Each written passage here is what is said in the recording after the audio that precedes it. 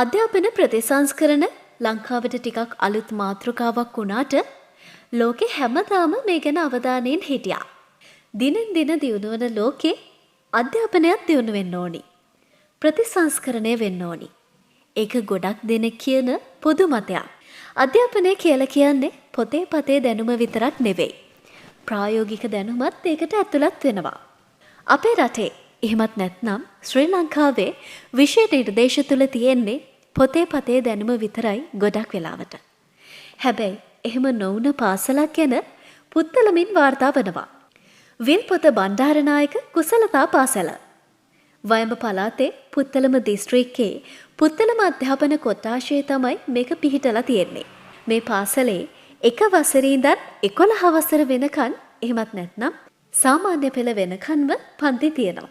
ළමයි 256ක් ඉන්න මේ ඉස්කෝලේ පොතේ පතේ ඉගැන්වීම් වලට අමතරව තවත් බොහෝ දේ ඉගැන්වෙනවා. අපේ විදුහල්පතිතුමා ඇතුළු ගුරු මණ්ඩලය අපිව හදලා තියෙන්නේ පොතට පතට ඇලිච්ච පොත්ගුල්ල විදිහට පොතේ පතේ අධ්‍යාපනයක් ලබන්න නෙමෙයි. මට ඇහිලා තියෙනවා ලොකු ලොකු නැන්දල මාමලා වගේම අගමැතිතුමියත් මේ ළඟදී කියවලා මට ඇහුණා වෘත්තීය අධ්‍යාපනයක් ගෙනල්ලා අධ්‍යාපන ක්‍රමය වෙනස් කරනවා කියලා. හැබැයි තාම කාටවත් බැරි වුණා එහෙම වෘත්තීය අධ්‍යාපනයක් ගෙනල්ලා ලංකාවේ අධ්‍යාපන ක්‍රමය වෙනස් කරන්න. හැබැයි අපේ පාසලේ මේ වෙදි වෘත්තීය අධ්‍යාපනය පටන් අරගෙන තියෙනවා. මං කියනවා අපි කටින් බතල හිටෙව්වේ නෑ. අපි බතල හිටවලා තියෙන්නේ. අපේ අස්සෙන් බලන්න ඕනම කෙනෙක්ට විත් බලන්න පුළුවන්. එන ඕනම කෙනෙක්ට අපේ අස්සෙන් අපි පෙන්නනවා. මේ වනට විවිධ පාසල් වලින් අපේ පාසල අධීක්ෂණයට නිරීක්ෂණයට කියලා අවිල්ලා තියෙනවා. ඒ පාසල් සියලු දෙනාම අපි ආදරෙන් පිළිඅරගෙන අපේ දේවල් බෙදාගත්තා ඒගොල්ලොත් එක්ක.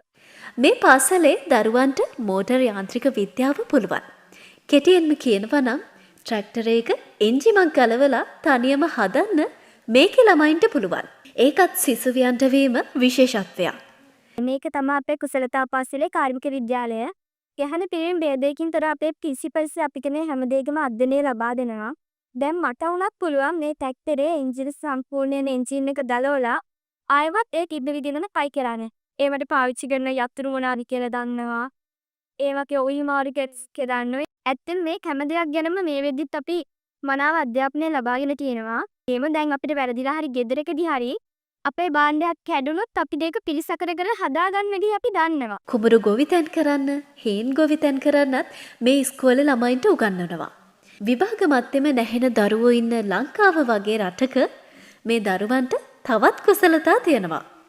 මේ තියෙන්නේ කී හෝල්ඩර් කියන්නේ පාසලේ යතුරු කැරැල්ල බාරව ඉන්නේ මම. ස්පෝර්ට් යුනිට් එකෙත් මම ඉන්නවා. මොකද මම ක්‍රීඩා කරලා කොට්ටාස් තරඟ වලට ගියා. ඊළඟට තියෙන ෆිසිකල් ඒ කියන්නේ ICT බාරව ඒ කියන්නේ ඒකෙත් මම කටයුතු කරනවා. මේ ෆුඩ්ස් ඇන්ඩ් නියුට්‍රිෂන් කියන්නේ ආහාරවල පෝෂ්‍යදායී කමිටුවෙත් මම ඉන්නවා. සපත්තු මහනකෙත් මම ඉන්නවා. එනවුන්සින් වලත් ඉන්නවා. ඉස්කෝලේ විශේෂ අවස්ථාවල් මම එනවුන්ස් කරනවා. අනිත් එක ව්‍යවසායික කටයුතු වලත් මම ඉන්නවා. අපේ පාසලේ බතික් කරා. බතික් ඒකත් ව්‍යවසායක්. ඒ වගේම අපි සබනුත් හැදුවා. මම සෞඛ්‍ය වර්ධන කමිටුවෙත් ඉන්නවා. ඒ වගේම මං ආසාවෙන්ම කරන්නේ ළමයිව ආරක්ෂා කරගන්න එක ඉස්කෝලේ. මගේ අම්මටයි තාත්තටයි සතුටුයි මම මේ වගේ තනතුරු ඉස්කෝලේ දන්නවා. අමතර දේවල් මෙච්චරක් ඉගෙන ගද්දී තවත් කෙනෙක්ට හිතෙන්න පුළුවන් මේ පාසලේ අධ්‍යාපන කටයුතු කොහොමද වෙන්නේ කියලා. අධ්‍යාපනයත් ඊටම හොඳින් සිද්ධ වෙනවා. පසුගිය අවුරුද්දේ සාමාන්‍ය පෙළ විභාගයේ ළමයි 21ක් පෙනී ඉන්නවා. එයින් ළමයි 20ක්ම සාපෙළ එහෙමත් නැත්නම් සාමාන්‍ය පෙළ සමත්. ප්‍රතිශතය 96ක්. මේ ලස්සන පාසලේ මේ ලස්සන වැඩේ කරන මාස්ටර් මයින්ඩ් එක තමයි විදුහල්පතිවරයා. කුසලතා පාසල් තියෙන්නේ ලංකාවටම එකයි.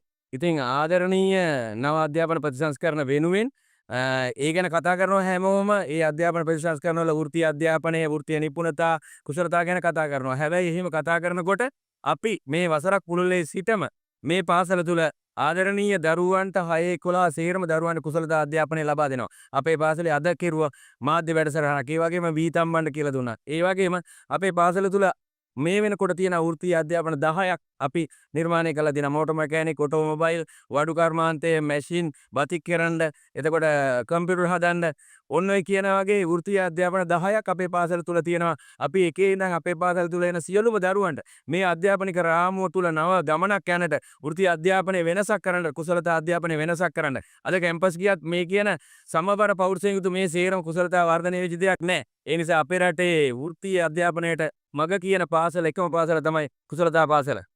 කොටින්ම කිව්වොත් මේ පාසලෙන් මේ වසර කීපයටම බිහි වෙලා නැත්තේ වෛද්‍යවරු විතරයි.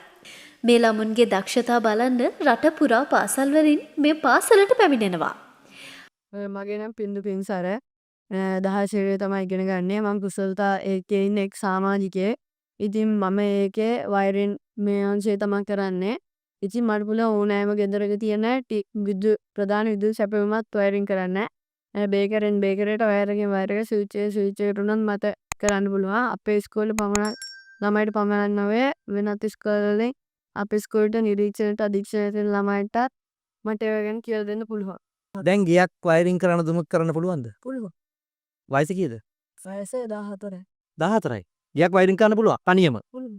අපිට නම් මේක ජාතික සම්පතක්. තවත් මේ වගේ දේවල් වෙන්නම ඕනි. අපි නිතරම කෘත්‍රිම බුද්ධිය, තොරතුරු තාක්ෂණය වගේ කාරණා ගැන කතා වෙනවා. හැබැයි මේවත් වෙන්නම ඕනි දේවල්. කළාම අපි වඩු කර්මාන්තයේ හැදුවේ බංකු.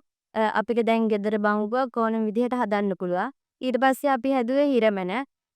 දැන් අපි කුසලතා පාසලේ නිෂ්පාදන විදිහට ලබන වසරේ මේක වෙළඳ පොළට ඉදිරිපත් කරන් තමයි ඉන්නේ. ඇත්තටම අධ්‍යාපනය අතින් ගන්නකොට පොතේ පතේ දැනුමට වඩා මේක කරන එක ඇත්තටම ලොකු සතුටක්. මොකද අධ්‍යාපනයේ පස්සෙන් ඉදිරියට යන්න බැරි ළමයෙක් උනත් මේ වගේ දෙයක් කරලා ජීවිතේ දිනන්න පුළුවන්. ඉතින් ඇත්තටම කුසලතා පාසලේ ප්‍රධාන අරමුණ තමයි ඒක. ජීවිතේ දිනන්න කොහොම හරි කියලා දෙන එක. ගඟක් උනත් ලස්සන හැරි හැරි ගලද්දි. දරුවත් ලස්සන හැමදේම ඉගෙන ගද්දි. අපි හැමදාමත් කරන්නේ අලුත් දේවල්. කුසලතා පාසල කියන්නේම හැමදාමත් අලුත් දේවල් හොයාගෙන යන තැන. අධ්‍යාපන බලධාරීන් කියනවා මේ දැන්ත පවතින අධ්‍යාපන ක්‍රමය වෙනස් කරන්න ඕන කියලා. මම සතුටින් කියනවා අපි ඒ දේ කරලා ඉවරයි. අපි පාසලක් හැටියට මේ රටම දිනලා ඉවරයි.